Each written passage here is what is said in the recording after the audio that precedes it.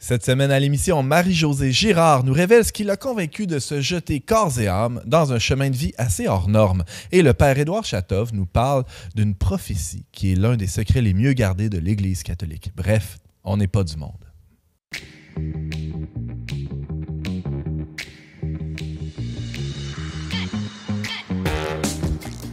Bonjour à tous et bienvenue à votre magazine Foi et Culture. Ici Antoine Malenfant, votre animateur pour cet épisode consacré à la vie consacrée. Oui, c'est étonnant quand même. Bonjour Simon Lessard. Allô Antoine Malenfant. Hey, comment vas-tu? Très content de te retrouver. Très content d'être en présence de Père Édouard. Ça fait longtemps qu'on t'avait reçu à Salut, l'émission. Édouard. Tout à fait. C'est toujours une grande joie.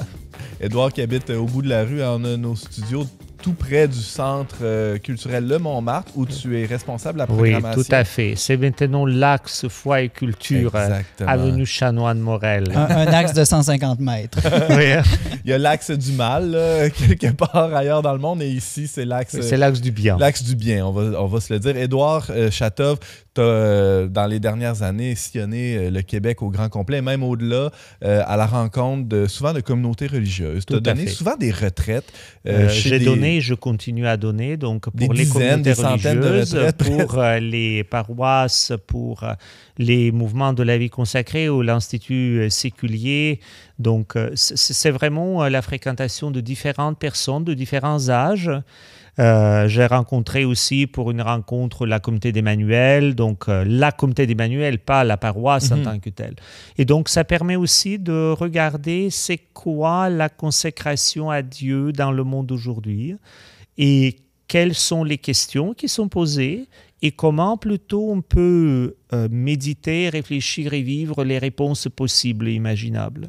Parce que, bon, dans l'Église catholique, ça a l'air pour bien des gens d'un espèce de gros bloc monolithique, mais il y a divers courants spirituels dans l'Église. Il y a diverses écoles de pensée, de vie spirituelle, et c'est ce que tu as constaté aussi, j'imagine, mais malgré tout, des défis communs à tous ceux qui décident de s'engager à fond dans la vie consacrée. Les défis sont très communs, hein, disons, c'est envie de dire très communs. Bon, les défis sont communs.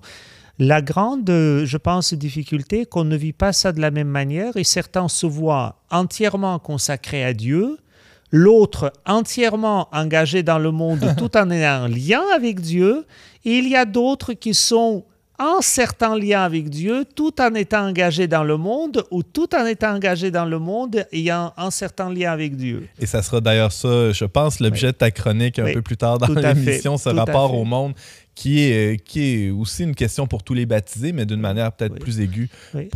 Et je pense que c'est ce que tu as évoqué dans l'introduction. En fait, la plus grande prophétie, c'est la vie religieuse et la vie consacrée, parce que dans tous les documents et la réflexion de l'Église, on dit toujours que c'est un signe prophétique qui doit apparaître dans le monde.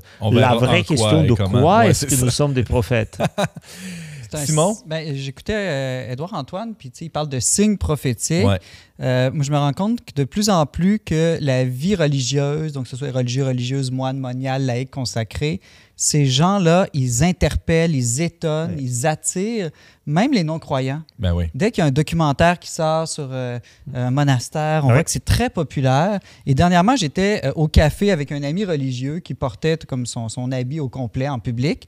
Et puis, une jeune femme qui semblait pas très croyante dans la vingtaine vient le voir, lui pose quelques questions sur son mode de vie et puis décrit un peu, bon, j'ai pas de cellulaire, c'est une vie centrée sur la prière. Puis sa première réaction très positive à cette jeune femme qui semblait pas avoir la foi, de dire « Oh, ça doit être merveilleux, tu sais, t'es pas dans la surconsommation, la surconnectivité, tout va trop vite, plus de silence, plus de temps, plus de vie intérieure. » Donc, je sens que cette mode de vie-là interpelle les jeunes générations encore aujourd'hui. Clairement. Merci Simon pour cette anecdote et ça fait très bien le pont avec... On a la joie aujourd'hui de recevoir à l'émission quelqu'un qui a fait le choix de se consacrer complètement. C'est une laïque consacrée. Elle s'appelle Marie-Josée Girard et accueillons-la tout de suite.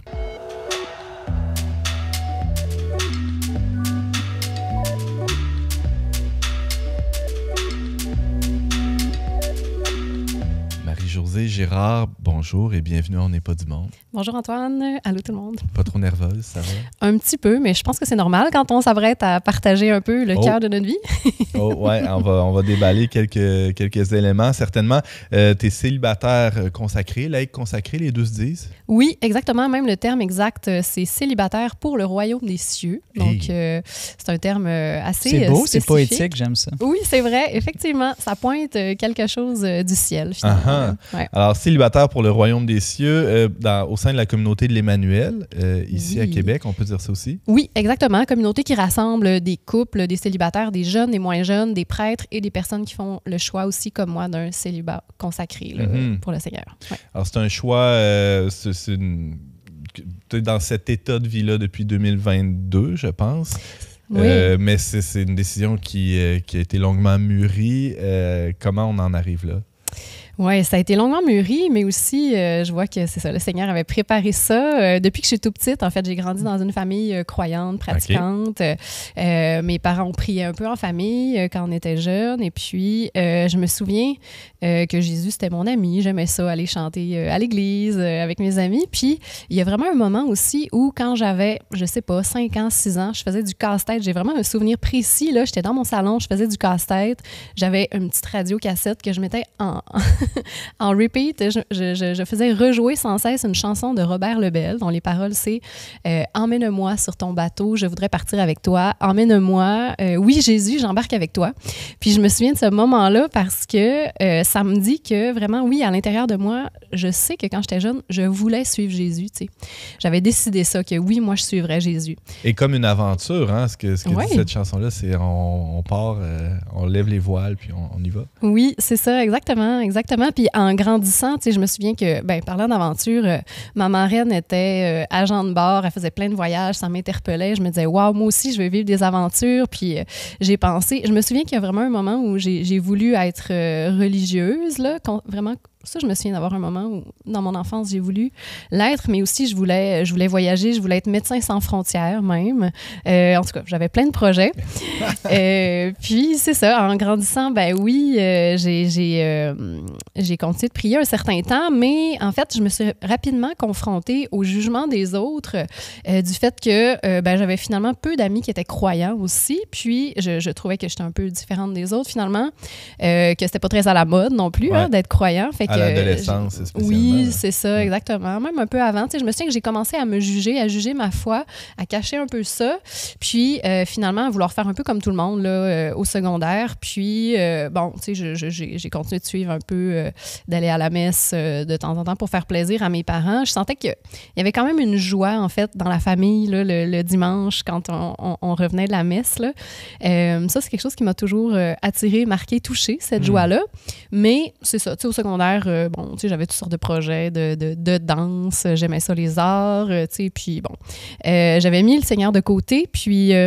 T'écoutais plus en boucle la petite chanson, là. Non, t'avais changé de cassette, là. Exactement, ouais, pas mal de cassettes, c'était plutôt même les CD, là, tu sais, à l'époque. Il y avait plus de cassettes. C'est ça. Puis, c'est ça, puis en fait, moi, je viens de la campagne, je viens du Lac-Saint-Jean, un petit village, et puis je suis déménagée à Québec pour venir au cégep, et puis pendant ces années-là, tu sais, j'avais des amis, je trouvais que j'avais une belle vie. C'est comme si je m'attendais à ce qu'à ce moment-là, dans ma vie, je m'attendais que ça allait être la période de ma vie où j'allais avoir tout ce dont je rêvais, où ça allait être une période vraiment heureuse, ce début-là de la vie adulte. Puis, la liberté, l'autonomie, la découverte. Exactement, les projets. J'aimais ça. Moi, j'ai étudié en intervention en délinquance, puis j'aimais beaucoup ça. J'avais commencé à faire un peu de bénévolat aussi. Puis, j'avais un copain aussi depuis quasiment, 4 ans. Puis, mais il me revenait cette soif-là de plus, en fait. Je me suis dit, coudonc, il me semble que la vie, c'est pas juste ça se peut pas, là, tu sais. J'avais soif de plus, en fait. C'est à ce moment-là que j'ai commencé à me reposer la question un peu de la foi que mes parents m'avaient transmise. Il y avait toujours ma mère qui disait, tu sais, à Québec, il y a plein d'affaires, tel groupe, la famille Myriam, il y a telle communauté, il y a... Bon, puis à un moment donné, elle m'a parlé... des perches. Là. Oui, c'est ça. Puis moi, ça passait par une oreille, ça ressortait pas complètement par l'autre. Mais à un moment donné, justement... avec ma sœur, on s'est dit, on pourrait essayer d'aller à la messe en espagnol. J'habitais avec ma sœur à l'époque. On parlait toutes les deux un peu espagnol. On s'est dit, on va pratiquer notre espagnol, on va rencontrer des beaux petits latinos, ça va être plaisant, il va y avoir une belle ambiance. Fait qu'on est allé à la messe en espagnol. Après ça, on s'est dit, on pourrait aller à la messe des jeunes à Saint-Thomas-d'Aquin, là, dont ma mère m'avait parlé. C'est correct de faire le bien pour des mauvaises raisons. On en parlera peut-être tantôt. Là. Peut-être, oui. En tout cas, toujours est-il que je suis allée à la messe finalement, puis en arrivant à Saint-Thomas-d'Aquin, j'ai été touchée par l'accueil, de voir ce que les jeunes, il y avait des jeunes comme moi, puis qui avaient l'air de vivre quelque chose, en fait. Puis je me suis dit, ça m'interpelle. Et puis, ils proposaient aussi un parcours de foi pour pouvoir, justement, je me disais, pour répondre à ma question, ma soif de sens, je vais avancer. Donc, j'ai fait ce parcours-là, puis finalement, il y a vraiment eu un moment fort où est-ce que j'ai participé à un événement là, organisé par des jeunes de la communauté, l'Emmanuel, où je ne sais pas trop comment, mais au travers des enseignements, des temps de rencontre, d'échanges, j'ai vraiment reconnu que j'avais laissé, que Dieu était là, en fait, qui m'attendait, que je l'avais mis de côté pendant toutes ces années-là, puis qu'il m'attendait simplement, tu sais, les bras ouverts. Puis je pleurais. Fait que je suis allée au sacrement du pardon, j'ai dit au prêtre un peu que c'est ça, ce que je comprenais dans ce moment-là, puis j'ai dit, je demande pardon à Dieu, tu sais, de l'avoir mis de côté, puis oui, je veux faire une place dans ma vie. Puis pendant la nuit, on avait une nuit de prière, fait que j'ai vraiment dit, OK, oui Seigneur, je te refais une place dans ma vie. Puis le lendemain, on priait l'Esprit Saint aussi pour demander à l'Esprit de Dieu de venir nous renouveler en profondeur, de venir renouveler notre vie. Puis à ce moment-là, j'ai reçu une parole que quelqu'un a lue là, dans la Bible pour moi. C'était celui qui écoute la parole de Dieu et la met en pratique est semblable à celui qui a bâti sa maison sur le roc. Donc, il arrive la pluie, les vents, et puis la maison, elle est solidement bâtie. Fait que ça a vraiment été le point de départ, en fait, là, d'une nouvelle vie pour moi parce que dans cette année-là de changement, là, j'avais comme 19 ans. Ouais, c'est l'année de mes 20 ans.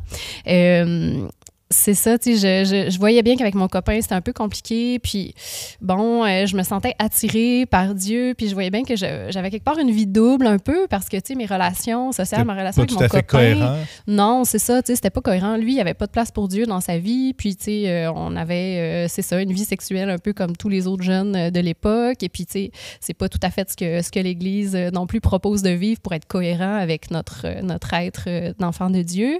Donc, je voyais bien qu'il y avait des décalages. Puis j'ai participé à un programme d'1 mois qui était proposé pour les jeunes où est-ce que là, à chaque jour, c'est ça, on avait des temps de prière, on avait des temps d'enseignement, des échanges, des missions, du temps de bénévolat. Puis, il y avait aussi une charte de vie qui proposait de vivre la chasteté, c'est-à-dire que c'est quoi au départ? C'est ça, c'est un mot qui fait peur souvent, mais c'est quoi? C'est juste d'avoir des relations ajustées, en fait, avec les personnes qui nous entourent. Puis, selon... c'est pas la même chose que l'abstinence. Non, mais c'est ça, exactement. La chasteté, c'est en fait l'intégration réussie de la sexualité dans la personne, c'est-à-dire que... Tout le monde est appelé à ça. Ben évidemment, mais selon le mode de vie que tu as, tu sais. Puis moi, à cette époque-là, ben oui, tu sais, j'étais en couple avec un gars, mais c'était pas l'homme de ma vie, tu sais. Fait que pourquoi est-ce qu'on partageait tant de choses si finalement c'était que temporaire, là, tu sais. Il y avait quelque chose qui clashait là. Puis même dans mes relations aussi avec les autres gars, je voyais bien que j'étais souvent un peu dans la recherche de plaire, en fait, le désir de voir, de trouver ma valeur finalement dans le regard des autres. Puis le fait de vivre ce programme-là, tu sais, de dire, OK, oui, j'essaie de vivre ça. J'ai dit, bon, mon copain, OK, on se verra pas pendant quelques semaines. Puis, comment il a réagi? Il a dit, fais tes affaires, là. Puis après ça, on va se retrouver, là, tu sais. J'avais mon bal des finissants aussi au travers de ça. Fait que, tu sais, il y avait comme une petite coupure où j'allais faire le party pendant une fin de semaine avec lui puis mes amis. Fait que, bon, mais il trouvait, en tout cas, je peux pas parler à sa place, là, mais... Non, mais j'imagine, c'est ça, il y a eu une réaction quand même. Vous vous êtes revus après 1 mois? Oui, mais finalement, on s'est laissé. Là. Ouais, okay. C'est ça. Finalement, on s'est laissé parce que moi, je sentais que vraiment, en fait, il y a vraiment eu un moment pendant ce mois-là où est-ce que j'ai senti qu'il y avait un mur entre Dieu et moi qui s'était enlevé, en fait. Puis là, à ce moment-là, j'ai dit, le plus que je cherchais la paix, la joie, je me suis dit, c'est ça, tu sais. Puis c'est pas vrai que je retourne en arrière, en fait, là. Fait que je sentais que vraiment, c'était soit Dieu dans ma vie en premier, soit c'était ce gars-là, ma relation avec lui, puis fait que je pouvais pas renoncer, en fait, à la joie, à la paix, puis à cette vie-là avec Dieu, puis cet avenir-là que je sentais que ça m'ouvrait aussi, là. Ouais. Marie-Josée Girard, tu as vécu ce retour-là à l'Église, mais en fait, c'est finalement l'appropriation de la foi, ou en tout cas, tu vivais une foi pour toi qui n'était pas la foi de tes parents, là, c'était autre chose, c'était différent. Il y a plusieurs jeunes, en tout cas, on en connaît quelques-uns, qui font ce cheminement-là, qui reviennent à l'Église, mais ils ne choisissent pas tous la vie consacrée. Il y en a qui décident de se marier, il y en a qui vont rester célibataires sans pour autant se consacrer. Qu'est-ce qui s'est passé pour que tu décides de t'engager dans cette voie si radicale, là, je pèse mes mots? Autrement dit, es-tu un petit peu plus folle que les autres? Bon, merci Simon de dire tout haut ce qu'on pense tout bas.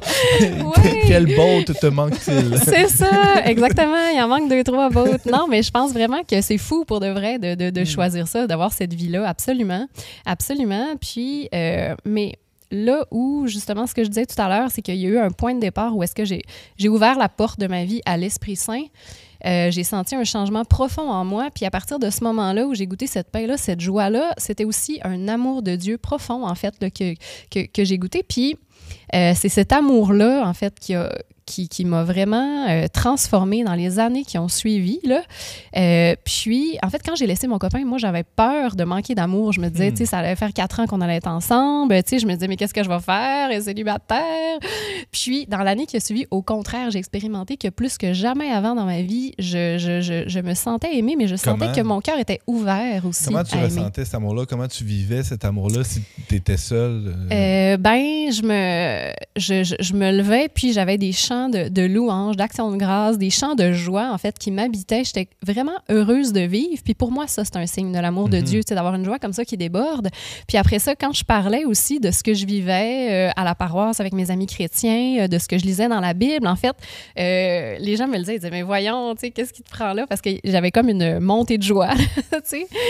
Les gens, ils disaient, mais voyons, t'es donc bien heureuse, tu sais. Puis je voyais qu'en fait, il y a quelque chose qui me dépassait, puis qui comblait mon cœur. En fait, il y a vraiment un moment où est-ce que, tu sais, puis à travers tout ça, ben oui, j'avais des temps de prière, j'allais à la messe aussi, puis je me sentais vraiment nourrie, je me sentais en communion avec Dieu, mais je savais aussi que j'avais fait un choix, tu sais, cohérent, puis que c'est ça, qu'il y avait un fil conducteur maintenant dans ma vie, du sens.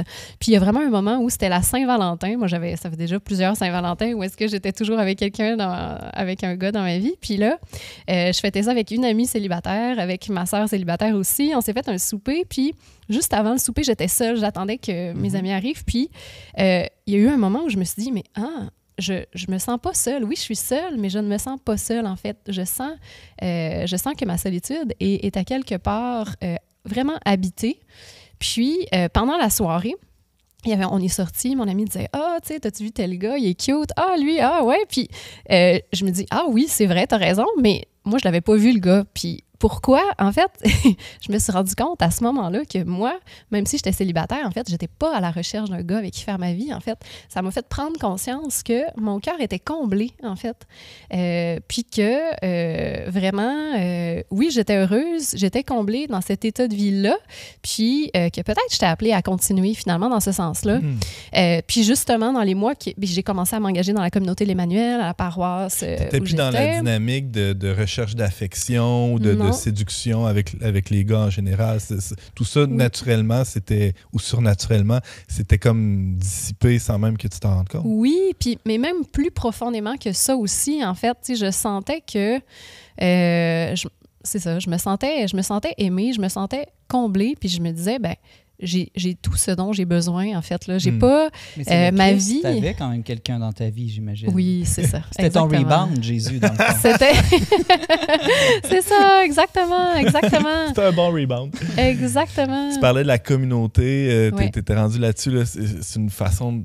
C'est comblant aussi d'être entouré d'une communauté, de vivre toutes ces relations-là très signifiantes avec des... Oui. C'était pas une paroisse anonyme où les gens s'assoient le plus loin possible.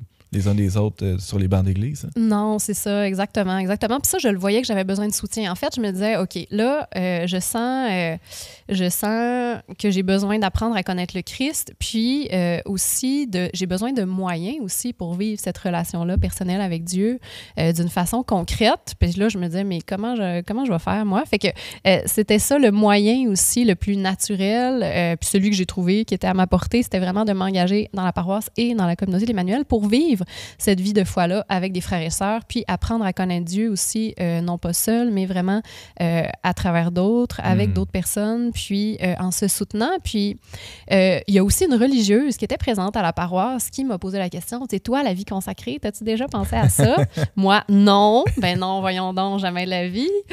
Mais pourtant, en fait, je voyais que c'est ça, le fait qu'elle me pose la question, je voyais que, ah oui, c'est vrai que j'ai encore soif de plus, puis que peut-être que c'est ça, en fait, la soif de plus, c'est la soif de officiellement, vraiment, comme concrètement, donner ma vie à Dieu. Fait que c'est là que j'ai commencé aussi à creuser cette question-là, de dire c'est bien beau le ressenti et tout ça, mais concrètement, là, c'est quoi la vie consacrée? Qu'est-ce que ça veut dire et tout ça?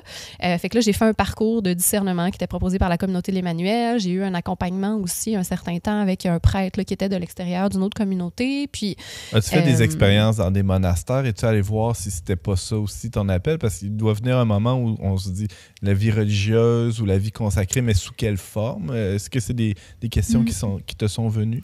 C'est des questions qui sont venues, mais qui sont pas descendues très loin. C'est-à-dire que, en fait, je me sentais vraiment... J'ai toujours senti que ma place était vraiment là d'être dans le monde, en fait, d'être proche de monsieur et madame tout le monde. Puis, d'ailleurs, le nom, la communauté de l'Emmanuel, Emmanuel, ça veut dire Dieu avec nous, là. Donc, il y a quelque chose là qui m'a tout de suite rejoint dans la communauté. Puis oui, je me suis posé la question et tout ça, mais je sentais pas d'élan. Au niveau des opportunités concrètes aussi, on dirait que j'étais pas capable de dire oui, je vais aller passer 2 semaines, 3 semaines ou une semaine dans telle et telle communauté.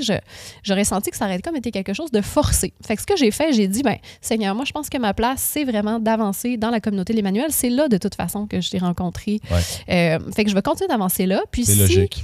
C'est ça, c'était comme simple, ça coulait de soi. Puis j'ai dit, Seigneur, s'il y a quelque chose, si c'est pas ça, tu vas me le montrer. Il y a quelque chose qui va m'indiquer que je suis pas heureuse. Puis tout simplement, je vais continuer mon chemin. Là. Simon? Tu es une laïque consacrée. C'est pas tout le monde qui connaît bien ça. À quoi ça ressemble ta vie, une journée? C'est pas la même chose qu'une moniale dans un monastère. Non, effectivement. Ou qu'une laïque pas consacrée aussi. Aussi, en quoi c'est similaire ou différent de tout le monde? Oui, c'est ça. Moi, j'ai des colocs, mais qui sont en fait des sœurs de communauté, c'est-à-dire des femmes qui ont fait le même choix de vie que moi. Fait que oui, on habite dans un appartement, mais il y a une chambre de notre appartement qui est une chapelle. Fait qu'on prie ensemble le matin. On a un petit temps de louange, d'action de grâce pour commencer la journée ensemble dans la joie, en plaçant le Seigneur en premier, mais aussi au cœur de nos vies pour se soutenir aussi dans ça. Après ça, je m'en vais travailler, en fait. Moi, je travaille comme intervenante là, auprès des personnes âgées en Basse-Ville de Québec. Fait que j'ai mon travail, en fait, comme consacré dans la communauté d'Emmanuel. En tout cas, chacune, on a nos occupations là, différentes. Là. Il y en a autant, il y a des médecins, des infirmières, des enseignantes que des agents, des contrôleurs aériens ou des mathématiciennes. Il y a de tout. C'est ça, exactement. Fait que moi, c'est ça. Je travaille comme intervenante. Puis après ça, oui, je suis impliquée là, dans les activités de la communauté de l'Emmanuel, des missions et tout ça. Mais j'ai aussi, je vais m'entraîner, je vois des amis, je sors au resto, je passe du temps avec mes neveux, avec mes frères et sœurs, je fais des randonnées. Fait que, dans le fond, le mode de vie laïque, il faut que je prépare. J'ai mon auto, il faut que j'assure aussi ma sécurité financière. Pas de ta fête, mais j'ai mon petit jardin, par exemple. Je fais un peu de jardinage. Fait que, je suis comme responsable. T'es pas coupée du monde ordinaire, là, pas du tout. Non, c'est ça. Puis même, au contraire, j'habite avec quelques sœurs de communauté, pour qu'on se soutienne, qu'on porte notre vocation ensemble. Mais le but, c'est qu'on s'aide les unes les autres aussi à vraiment être à notre place chacune dans le monde, en fait, là, à servir la société aussi, à aider ce qu'il y a de beau dans le monde à grandir. Puis, en premier, d'abord, à porter le Christ aussi, là, le Dieu avec nous. Si quand moi je prie le matin, Dieu, je le garde avec moi toute la journée, là, ou plutôt c'est lui qui me garde. C'est lui qui me garde avec lui. Mais, fait que, quand je vais travailler, je suis habillée comme ça, les gens voient ma croix. Une façon de porter le Christ, tu le portes tu portes une croix au cou, là, pour ceux qui ne te voient pas. Tu as un habit. Est-ce qu'on dit un habit ou un vêtement particulier? Oui, ça s'appelle une tenue commune. Commune dans le sens de un look un peu commun là, à toutes les autres femmes consacrées dans la communauté, mais commun aussi dans le sens de banal, là, dans le sens qu'il n'y a rien d'extraordinaire là-dedans. Pas flamboyant. C'est ça, quotidien, oui. Sans offense. Mais alors, c'est ça, tu portes, pour ceux qui ne te voient pas, là, une longue jupe bleu marine, un haut blanc et cette croix au cou, discrète mais présente. Là. Ça, c'est une façon d'être un signe dans ton milieu de travail.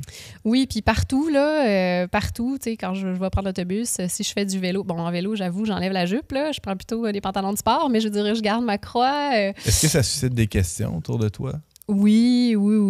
Des questions, parfois, justement, de l'émerveillement, puis des fois aussi quand même des réactions de ceux qui ont pu avoir des expériences négatives aussi avec l'Église, qui peuvent me raconter leur expérience. Fait que je les écoute, je les accueille, puis bon, ça leur permet de voir aussi que on peut pas généraliser ce que certaines personnes ont fait dans l'Église à tout le monde, mais que aussi l'Église, c'est aussi vous puis moi, tout le monde qui en fait partie, puis que finalement, ça vaut la peine aussi de continuer de découvrir ce qu'est réellement l'Église, en fait. Puis, Est-ce que les gens sont étonnés que tu sois quand même assez jeune? Souvent, on a le préjugé que les personnes consacrées, les sœurs, c'est des gens vraiment très âgés, puis qu'il n'y en a plus des jeunes aujourd'hui. Oui, ça arrive quand même. Ça arrive pas mal. Puis là, quand je dis qu'en plus, je suis dans une communauté puis une paroisse où est-ce que c'est rempli de jeunes, les gens me disent, ben voyons donc, ça se peut pas. Je dis, eh oui, venez Dieu et est voyez. surprenant.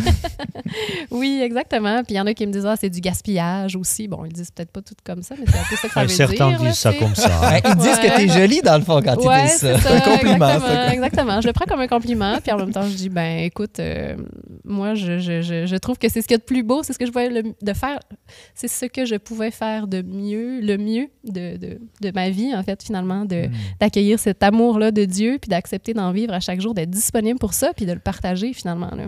Une dernière question, d'ailleurs, un peu dans la même lignée, d'être disponible. Tu dis que tu es célibataire pour le royaume. Qu'est-ce que ça veut dire, ça, pour le royaume des cieux? Me semble que c'est pas un peu pompeux, là, comme... Ou comme si tu attends juste la mort. Non. En fait, pour le royaume, c'est que, c'est ça, tu sais, comme chrétien, on croit que Jésus-Christ, il est venu, il s'est fait homme, il a habité parmi nous, puis il est venu dire, finalement, que... il est venu habiter tout ce qui fait notre vie, finalement, puis il nous a permis de vivre déjà dans le cœur de Dieu, en fait. Il nous a fait une place pour qu'on puisse partager la vie même de Dieu. Puis, célibataire pour le royaume, c'est de dire que ce mystère-là, de partager la vie de Dieu, est tellement vrai que ça vaut la peine, tu sais, qu'on peut vivre comme célibataire en ayant une vie complète, comblée, en étant déjà dans le cœur de Dieu. Tu sais, c'est de dire que cet amour-là que dans le royaume des cieux, c'est-à-dire après notre mort, puis tu sais, à la fin des temps, tout le monde, en fait, on sera unis dans le cœur de Dieu, si on le veut bien, évidemment, mais que déjà, on peut vivre de ce mystère-là. Puis célibataire pour le royaume, tu sais, moi, je peux pas dire que je me sens complètement comblée à tous les jours, mais ce que je peux dire, c'est que déjà, je le sens que c'est ce que Dieu fait en moi, puis c'est ce que Dieu veut faire. Que c'est possible. Puis que c'est possible, c'est ça, puis que le royaume de Dieu, ben, il est déjà là parmi nous, là, tu sais, finalement. Ouais. Josée Gérard, célibataire consacré de la communauté l'Emmanuel, célibataire pour le royaume des cieux. Yes. Merci beaucoup pour ton témoignage. Merci, Antoine.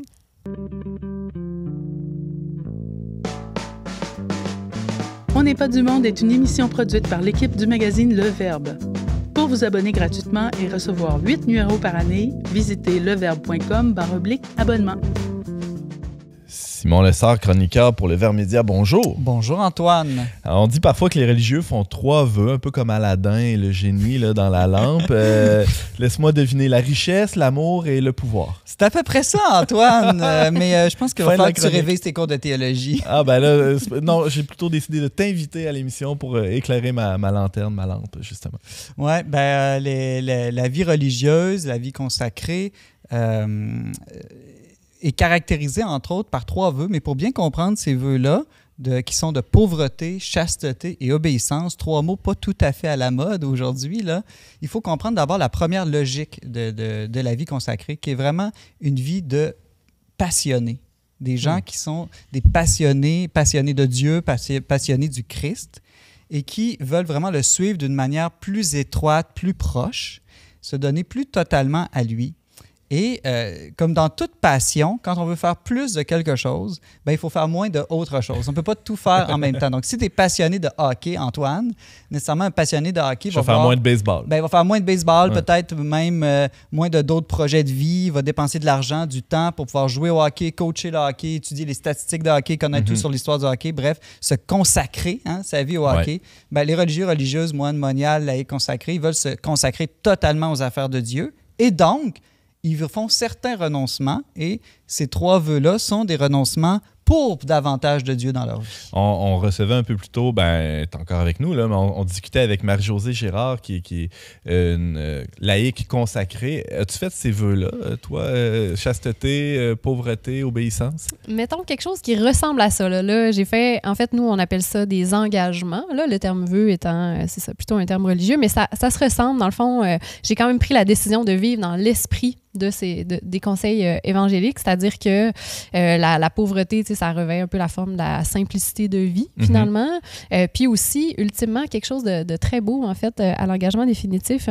Un engagement qu'on prend, c'est d'accepter de se laisser appauvrir toujours plus.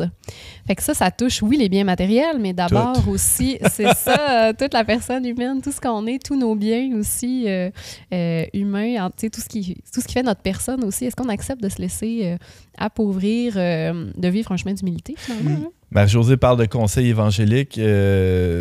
C'est ça, les 3 vœux, c'est des conseils évangéliques? C'est la même chose? Oui. Il y a les deux, Antoine. C'est-à-dire que dans les évangiles, Jésus donne des conseils. C'est pas la même chose que les commandements. On connaît les 10 commandements ou le commandement de l'amour. Les commandements, c'est des choses qu'il faut absolument faire si on veut vivre avec Dieu. Ouais. C'est sine qua non. Les conseils, c'est pour ceux qui veulent une vie plus intense, plus intime. C'est de l'extra. L'extra avec ça, ça, c'est les conseils. Puis les conseils, c'est pour tout le monde, même les gens mariés, les célibataires, consacrés ou pas. Extra sauce sur la poutine. Exactement. Ouais. Les religieux, c'est eux qui font un engagement, une promesse ou un vœu de suivre toute leur vie ces conseils-là, de les suivre d'une manière, disons, plus totale ou radicale.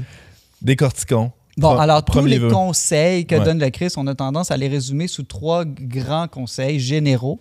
Donc, je les ai nommés tout à l'heure, pauvreté, chasteté, obéissance. Donc, le premier, c'est la pauvreté.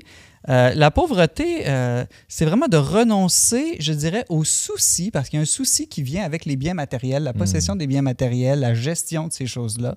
Donc, renoncer à trop de possession de choses extérieures pour être davantage libre pour les choses spirituelles.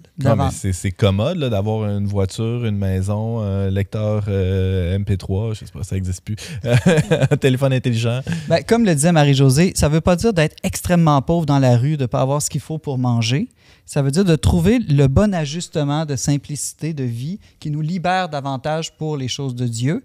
Dans certains cas, parce qu'il y a toutes sortes de formes de vie consacrées, ça va passer par la mise en commun, comme les premiers apôtres. Donc, Édouard est assomptionniste, donc il vit davantage cette mise en commun des biens. C'est pas qu'Édouard n'utilise jamais de voiture, mais la voiture n'est pas à son nom. Je ne me trompe pas, Édouard. Hein? Oui, mais j'ajouterai quelque chose à ce propos de vœux de pauvreté. C'est que dans la vie, il n'y a que 2 possibilités. Ou c'est nous qui gérons les choses, ou les choses qui nous gèrent. Ou c'est nous qui sommes en possession d'une certaine manière. Vous ne pouvez servir de maître, nous sommes possédés. Ouais. Et donc le vœu de pauvreté précisément dit non, c'est à l'être humain bien gérer les choses d'une manière où il n'y a pas de dépendance. Comment ça se vit chez les assomptionnistes? Toi, comment tu vis ça, le vœu de pauvreté? Mais premièrement, nous mettons tout en commun. Mais comme dit même la règle de Saint-Augustin, que personne ne manque de rien. C'est-à-dire, il y a aussi cet aspect. Il y a aussi l'aspect que nous travaillons d'une certaine manière par les différents biais, au point de vue pastoral, au point de vue de l'écriture, au point de vue, certains travaillent dans le milieu social, d'autres dans le milieu carcéral. C'est-à-dire... Ils perçoivent un salaire parfois. Ils perçoivent un salaire, oui. Mais salaire, arrive dans la communauté. Commun, Donc, mais c'est précisément pour ne pas dire que je suis mieux que les autres et ça me donne des droits de possession. En fait, c'est les choses qui commencent à me posséder. Et Jésus, c'est très difficile dans la vie réelle. Non, mais tu permets, Simon, j'aimerais t'entendre. Qu'est-ce qui est difficile? En quoi c'est difficile? Mais ce qui est difficile, c'est qu'en théorie, c'est très beau. Mais même les religieux, ils vont dire, je veux pour mon habit religieux, ceux qui portent l'habit, tel ou tel tissu. Je veux telle ou telle matière, et ce n'est pas forcément toujours la plus discrète, ou je ne dirais pas le mot banal. Non, mais c'est vrai pour la table aussi. Moi, j'aime bien avoir un morceau de saumon le vendredi et pas juste un filet de sol banal, pané, congelé, décongelé. Voilà, tout dépend dans quel moment, parce qu'il y a aussi des fêtes. En fait, le vœu de pauvreté, elle nous apprend à prendre le monde tel qu'il est, dans toute sa richesse, mais aussi dans sa différence. Tous les jours, ce n'est pas les jours de solennité et des fêtes. Mais tous les jours ne sont pas non plus les jours de maigre et de jeûne. Non, c'est pas vrai. Et la pauvreté, c'est précisément ajuster notre rapport aux choses. Trouves-tu ça dur, toi, Marie-Josée? Le rapport à l'argent, à tout ça? Dur, oui, quand même, de rester dans cette attitude-là, finalement, de toujours me questionner, parce que, veux pas, on a besoin de 1001 petites choses au quotidien, ne serait-ce que pour s'habiller comme il faut en hiver. Fait qu'entre le nécessaire, ce qui est convenable, puis ce qui est du luxe, ou ce à quoi on est attaché, parce qu'on est attaché souvent à des détails, là, tu sais, à tel et tel point de notre confort, et non pas simplement à... Bon, en tout cas, c'est un peu général, mon affaire. Mais le fait que ça soit toujours à remettre en question, c'est ça qui est exigeant, finalement. Oui. C'est pas que, oui, il y a une règle très générale, mais finalement, on doit l'appliquer dans toutes sortes de petites décisions quotidiennes, et c'est ce travail-là qui est plus ardu, c'est ce que j'entends. Oui. Puis accepter aussi de se laisser, tu sais, dans ce que vous dites aussi, il y a le fait d'entrer dans le réel. Tu sais, j'ai un exemple bien simple. Là. J'ai acheté un pot de lait aux noisettes là, pour mettre dans le café au travail pour partager avec mes collègues. J'ai dit, c'est pour partager. Je le mets là, puis là, je vois qu'il en reste juste un fond. J'ai envie de me le garder pour mon café demain matin. J'ai dit non, je l'ai donné. C'était pour partager. Je le mets là, il disparaîtra on voit quand bien il sera comment fini. c'est pour tout le monde. Cet esprit évangélique-là de pauvreté, ça s'applique aux gens mariés, comme aux gens qui famille. travaillent. Oui, exactement. Donc, c'est ça. Donc, c'est vraiment pour tous. Et c'est une libération. Il faut toujours le comprendre, non pas comme une privation, mais une attitude qui nous donne plus de liberté pour ce qui nous rend plus heureux. Exactement. Les personnes, les biens spirituels, l'union à Dieu. Un peu la même chose de la chasteté, je m'imagine. Exactement. Saint Thomas d'Aquin, quand il fait sa théologie de la vie consacrée, il dit, réfléchissez là, pas longtemps, vous allez voir que vous occupez d'une femme, d'un mari, des enfants, tout ce qui vient avec la famille. C'est beaucoup de soucis. C'est de l'ouvrage. C'est ça. Puis c'est important quand tu es marié. Mais certaines personnes font le choix, pour être plus libres pour la mission, pour la prière, de ne pas avoir ce souci de la famille. Donc, le conseil évangélique de chasteté, là, ici, ce n'est pas simplement de ne pas avoir de relations sexuelles ou, comme on a parlé tout à l'heure de la vertu de chasteté, d'avoir des relations sexuelles ajustées. C'est vraiment de se dégager des soucis, disons, qui viennent avec le mariage et la famille pour se soucier davantage des choses de Dieu, être davantage au service des choses de Dieu. Édouard? Mais dans ce domaine de la chasteté, c'est même un peu plus subtil parce que c'est de ne pas posséder les êtres, ne pas posséder des personnes. Parce qu'on peut, de ne pas avoir de relations sexuelles, mais être des manipulateurs et des manipulatrices de la première classe qui ne sont pas, c'est-à-dire qui ne sont pas chastes. Et on la voit et à l'extérieur des communautés chrétiennes, et malheureusement même pas dans certains cas à l'intérieur des communautés chrétiennes. Donc. Et le vœu de chasteté, c'est précisément dire je ne me comporterai jamais ou je ferai tout pour ne pas le faire vis-à-vis de l'autre être humain comme vis-à-vis d'une chose qui ne sert que pour la satisfaction de mes besoins, voire de mes caprices. Qu'ils soient sexuels ou autres. Ou sexuels ou autres, oui. C'est ça qui est intéressant. Très, très bon point, Édouard. Peut-être un point encore plus exigeant et plus difficile. L'obéissance. L'obéissance, vraiment le mot le moins populaire aujourd'hui. Mais encore là, il faut bien le comprendre. Donc, de même qu'il faut se libérer du souci des biens matériels, peut-être le souci de relations liées davantage à notre corps, dans la chasteté, bon, mais il y a le souci de soi-même. On peut être tellement soucieux de soi-même, de ses projets, de ce que je vais faire, que finalement, on n'arrive plus à se soucier de Dieu et des autres, des enfants de Dieu. Donc, l'esprit du conseil évangélique d'obéissance, c'est, dans le fond, entre dans la suite du Christ, comme des amoureux qui finalement renoncent à leur petit projet individuel, personnel, pour entrer dans un projet beaucoup plus grand qui les dépasse. Donc, tu n'auras plus à te poser trop les questions de où tu vis, qu'est-ce que tu fais.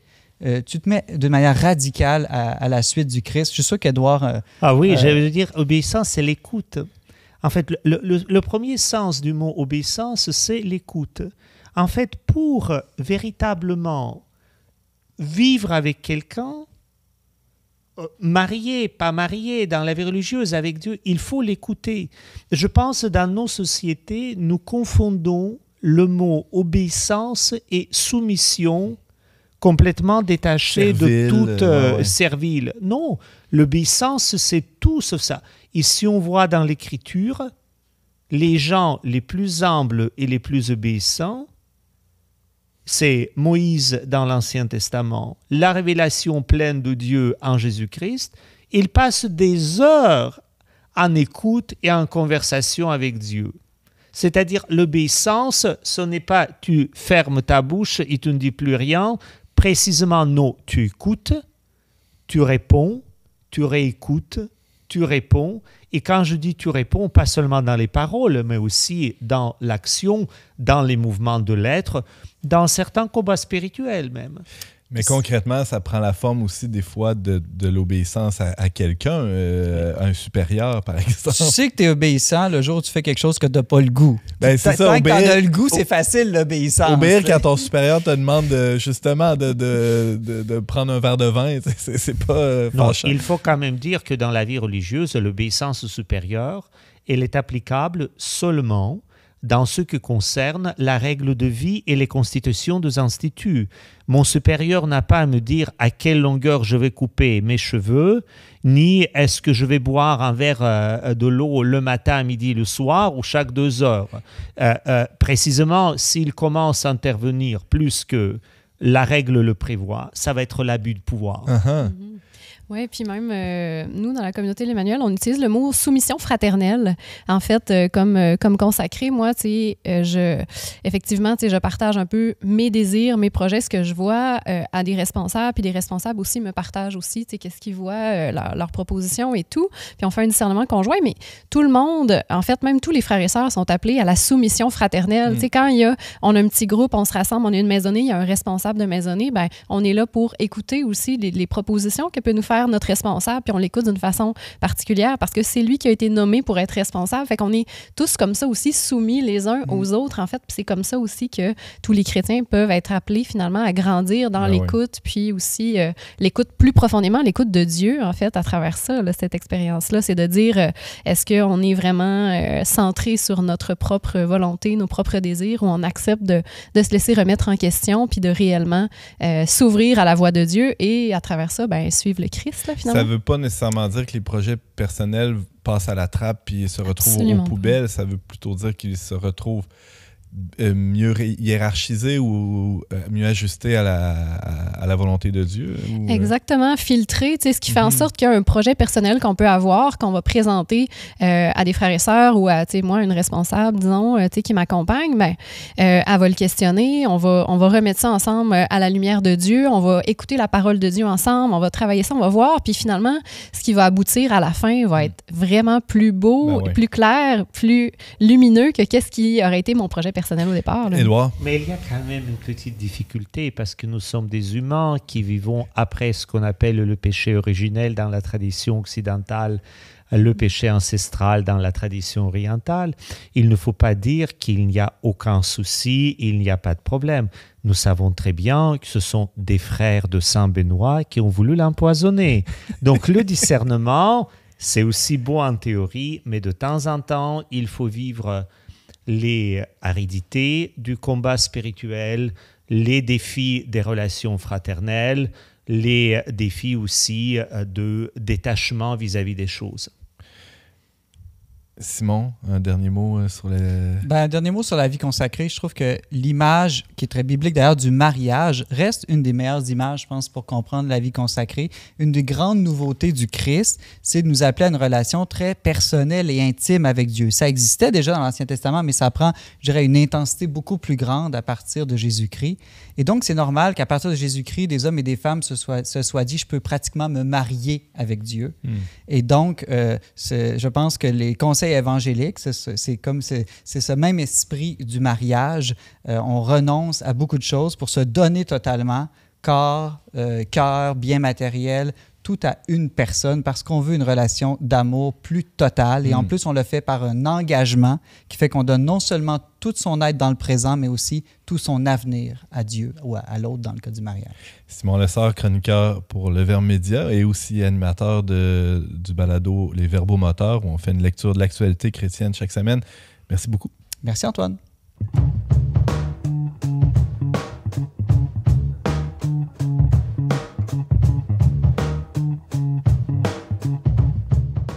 Édouard Chatov, Père Augustin de l'Assomption, est responsable de la programmation au Centre culturel Le Montmartre à Québec. Bonjour. Bonjour, Antoine. On parle de la vie consacrée aujourd'hui, de ces radicaux là, qui font le choix de se consacrer complètement, de donner leur vie.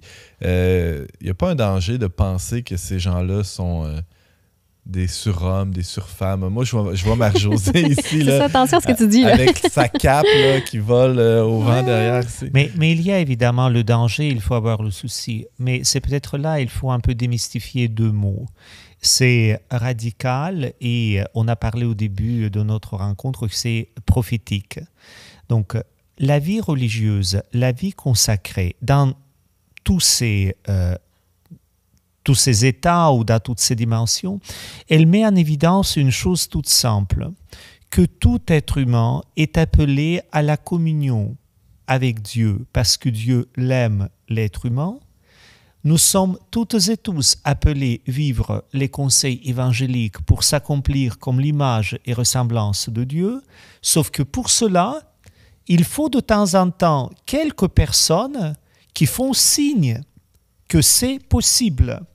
Et c'est comme ça qu'on appelle cela radicalité ou la prophétie, parce que le prophète dans la Bible, c'est celui qui rétablit quand les choses sont un peu déséquilibrées ou vont par le mauvais chemin. Et donc, la vie religieuse ou la vie consacrée, c'est le rappel permanent en quoi chaque baptisé est appelé. Dans les premiers siècles, c'était simple, c'était les martyrs. Ils ont donné toute leur vie à Jésus-Christ par la vie physique même. Mais nous ne sommes plus... Qu'est-ce qu'il y a de plus prophétique que ça? Voilà. Alors, est-ce que je donnerais ma vie si Jésus-Christ n'est pas ressuscité ou toutes ces histoires-là, c'est des balivernes? Oui. Clairement que j'éviterais le bûcher, en tout cas, j'essaierais de l'éviter. Exactement. Mais là, en donnant ma vie, c'est clair qu'on ne donne pas sa vie pour des niaiseries. Pas seulement ça. On ne donne pas seulement la vie pour les niaiseries, parce que Jésus-Christ, ce n'est pas une idée, ce n'est pas un code d'une partie politique ou d'une entreprise qui fait l'argent ou qui les perd. Précisément, Jésus-Christ, c'est une relation. Nous vivons une relation. Dieu vit avec nous une relation. Et donc, on va sortir de tout cela. On peut donner sa vie précisément pour quelqu'un et pas juste au nom de quelque chose. Et là, il y a eu les premiers martyrs dans l'histoire de l'Église, mais ça a fait un temps, disons, en tout cas, il y a eu un temps plus intense, là, les 3 premiers siècles de l'Église. Après, ça s'est estompé et il a fallu inventer autre chose. Pas inventer, on a pensé comment on fait signe au monde que Jésus-Christ est le Seigneur, celui qui est ressuscité. Ce qui veut bien dire l'ordre du monde est changé, le nouveau monde, le fameux royaume est advenu. C'est-à-dire le royaume, il n'est pas quelque part dans 90 ans. Hein? Tout dépend de la longueur de la vie de chacun ou de chacune. Non. Le royaume est déjà là, mais pas encore, mais il est déjà là. Et donc, la vie consacrée, dans toutes ses dimensions, donne cet aperçu. Ça pointe vers. Et donc, voilà, pour cela, il y a aussi les conseils évangéliques qui s'articulent ou dans les engagements dans certains instituts, ou dans les vœux, dans les instituts ou dans les ordres monastiques et congrégations religieuses. ce qui est vrai aussi, que dès le départ, les hommes et les femmes qui ont cherché Dieu, et on les connaît plus par ces noms-là, ce sont les moines et moniales, donc qui ont tout abandonné au nom de Dieu. Et on parle, voilà, que moines et moniales, ce sont les chercheurs de Dieu parce que Dieu les a trouvés. Il faut toujours se rappeler que Dieu nous trouve les premiers, hein, et nous, après, nous mettons nous-mêmes à sa recherche. Mais le mot monos, à l'origine du mot moine. Voilà, le mot moine, très souvent était interprété comme être seul. Mais en fait, c'est une des interprétations. Être seul, oui, parce qu'on est comme un peu s'éloigner des choses par le vœu de pauvreté, pour ne pas être prisonnier des choses, des êtres, pour ne pas être prisonnier des êtres ou de ne pas être manipulé par les autres ou de ne pas manipuler les autres. Et même aussi de nous-mêmes, parce que nous vivons très souvent dans les illusions, le vœu d'obéissance, donc écoute de l'autre. Dans la tradition juive, il y a cette parole merveilleuse, il faut toujours écouter le point de vue de l'autre, mais il ne faut jamais devenir le prisonnier du point de vue de l'autre. Il faut utiliser les choses, mais il ne faut jamais devenir prisonnier des choses. Il faut être dans l'affection ou dans la passion avec les autres, mais il ne faut jamais devenir les prisonniers des passions. Donc, mais le deuxième sens du mot monos, c'est être unifié. En fait, celui qui parle les conseils évangéliques, et ce qui à la longue s'applique à tous les chrétiens, c'est de passer à cet être fragmenté qui dit une chose, pense une autre chose et fait encore le troisième, à un être unifié plus ou moins où il y a la cohérence. Et par les conseils évangéliques ou les vœux, précisément, chaque religieux, chaque religieuse, chaque moine, chaque monial, ils font ce chemin. Et aussi, il faut dire, ce ne sont pas des êtres parfaits. Donc, il y a des jours où nous réussissons cela. Et il y a d'autres moments où Édouard, tu n'es pas parfait. Non. Ça, si tu n'as pas encore aperçu, tant pis pour toi. Mais la question, il y a des jours de grandes réussites et d'actions de grâce, mais il y a aussi des chutes catastrophiques ou les échecs monumentaux où il faut vraiment se réajuster et se reprendre et de ne pas se décourager. Je pense aussi les moines, les moniales, les religieux, religieuses, les membres de la vie consacrée, c'est peut-être un rappel permanent, c'est qu'il ne faut pas se décourager dans la vie. Il faut toujours se rappeler que notre vie est faite de haut et du bas, de combats spirituels. Et peut-être c'est ça aussi le signe un peu que cette vie fait à la société. Aujourd'hui, c'est très inquiétant que dans certaines parties du monde, on dit que presque la vie consacrée n'est pas essentielle. Ou on s'est comme un peu s'apaise en disant « Ah, il n'y a pas de vocation, ben, que tout va bien, c'est quelque chose qui est normal, c'est pas si grave que ça. » Non, c'est précisément que dans la tradition de l'Église était toujours affirmé, c'est assez grave parce que précisément, il y a cette souci au signe de l'unification qui disparaît et donc on va se fragmenter de plus en plus. Parce que moi, comme laïc, comme père de famille, je suis appelé à cette unification-là des moines dont tu parlais, mais ça m'aide de voir des gens qui sont allés à fond, puis ça m'interpelle, ça me tire vers le haut en quelque sorte. Exactement, sinon... Antoine, je pensais à une analogie dans le monde de la musique. Tous les êtres humains peuvent aimer la musique, jouer d'un instrument, chanter, en écouter, mais c'est bon que dans la société, il y a des gens qui se consacrent totalement à la musique, à interpréter, à composer, à la diffuser, parce que nous, ensuite, ça nous aide à en faire de la musique, puis c'est des modèles, ils nous inspirent, et donc, je trouve qu'il y a une belle analogie, ça prend des gens qui se consacrent totalement à Dieu pour nous aider, nous aussi, à orienter notre vie vers Dieu. C'est des radicaux, les musiciens professionnels. Radicaux. Tout à fait, et en plus, on dit toujours, les artistes ont du caractère. Ils sont pauvres les aussi, religieux aussi, on a des caractères. On veut de pauvreté, mais pas nécessairement de chasteté, je pense. Donc, il faut avoir certains côtés aussi forts à quoi il faut tenir. Tu parles du caractère parce qu'on a une idée du religieux ou de la religieuse là, qui est plutôt rangée. Hein? On parle de la règle religieuse, des ordres, hein? D'être bien ordonné, bien dans une boîte. C'est pas ta conception de la vie consacrée. Mais il faut se rappeler aussi, j'aime bien cette comparaison avec ce que Simon a dit avec la musique. Les règles servent pour les pratiques. C'est-à-dire, pour être un bon musicien, il faut jouer des gammes. Il faut faire les répétitions à l'infini. Mais quand il y a un moment de l'interprétation, c'est le caractère qui ressort. Et c'est là, je pense, pour cette raison que c'est dans les congrégations religieuses, les hommes et les femmes qui ont beaucoup pratiqué ce détachement vis-à-vis des choses, des êtres, pas désintéressement, mais précisément le refus de l'emprise, la liberté, ils étaient capables de fonder les œuvres, c'est-à-dire interpréter l'œuvre de l'Évangile dans un contexte historique situé avec des êtres humains, dans l'éducation, dans les soins des personnes malades, dans l'accompagnement des personnes dépendantes ou de certains groupes d'âge, qui résonnent comme les grandes œuvres de musique ou les groupes populaires chez certains jusqu'aujourd'hui. C'est formidable comme image. Merci beaucoup, Édouard Chatov. Je rappelle que tu es responsable de la programmation au Centre culturel Le Montmartre, ici à Québec. On peut visiter le site web lemontmartre.ca, je pense. Oui, tout à fait, lemontmartre.ca. Merci beaucoup d'avoir été avec nous pour nous parler de la vie consacrée. Toujours un plaisir. Vous avez un commentaire, une suggestion ou une question pour l'équipe d'On n'est pas du monde? Contactez-nous via les pages Facebook et YouTube du Verbe Média ou écrivez-nous directement à onpdm@le-verbe.com.